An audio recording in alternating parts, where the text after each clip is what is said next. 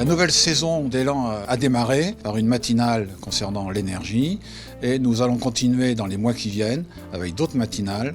Je pense en particulier à l'eau, je pense également à la santé et faire intervenir des personnalités ou politiques ou institutionnelles pour parler de grands sujets du moment.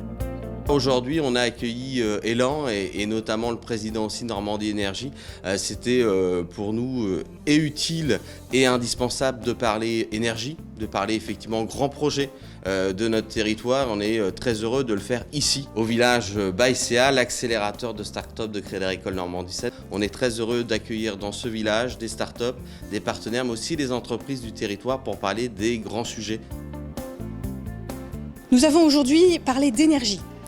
Alban Verbeek, le directeur de l'action régionale de EDF Normandie et président de Normandie Énergie, nous a fait un remarquable exposé, un exposé macroéconomique qui a permis de comprendre ce marché débridé et un focus sur la Normandie, Normandie terre d'énergie. Et on va écouter Alban Verbeek qui va nous faire un résumé des échanges de ce matin.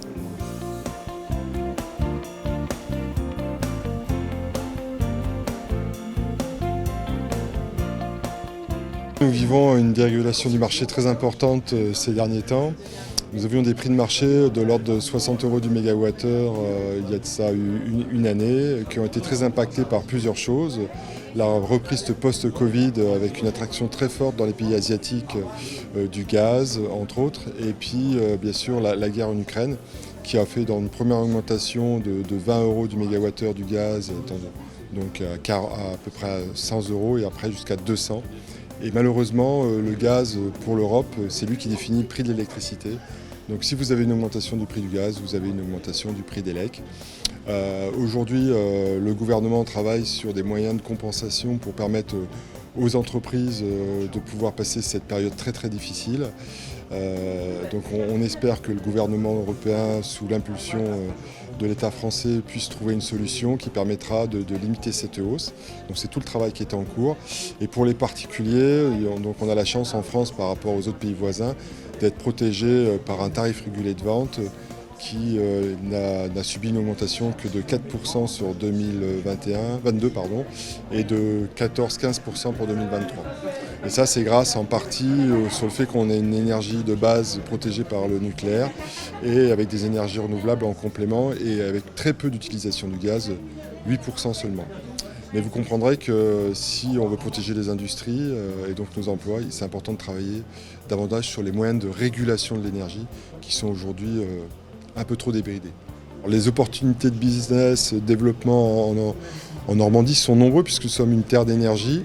Et puis nous sommes au cœur de la transition écologique avec des moyens de production très diversifiés et aussi les usages associés.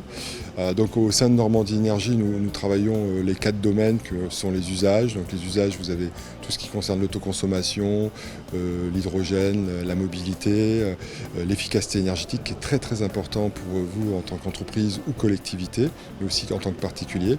Et puis des opportunités de marché liées aux gros investissements du territoire, puisque nous aurons la chance d'avoir dans un premier temps 3 gros parcs éoliens offshore qui peuvent permettre aux entreprises de travailler sur ces parcs, puisqu'on est sur 2 milliards d'investissements chacun, et puis un appel d'offres à venir au large de Barfleur, où ce sera encore des parcs plus importants qui permettront de vraiment développer la transition énergétique et qui a permis aussi de développer Siemens Gamesa, la première usine européenne où on fabrique à la fois les moteurs et les pales.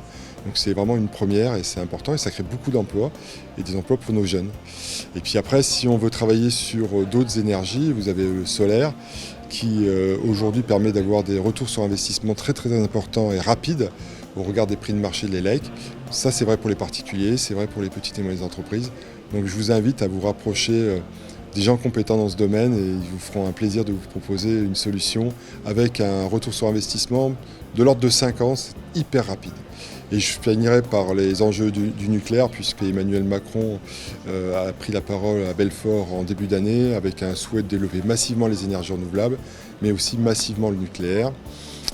Et donc le nucléaire, ça commence par la Normandie, parce que potentiellement on pourrait développer un double réacteur à Penly avec la nécessité d'avoir plus de 8000 compétences et donc des jeunes qui travaillent sur ce chantier pendant plus de 10 ans. Et si on est sur un programme nucléaire, ça veut dire qu'on aura besoin de vous pendant de longues années dans cette énergie qui est importante pour assurer la base de notre production.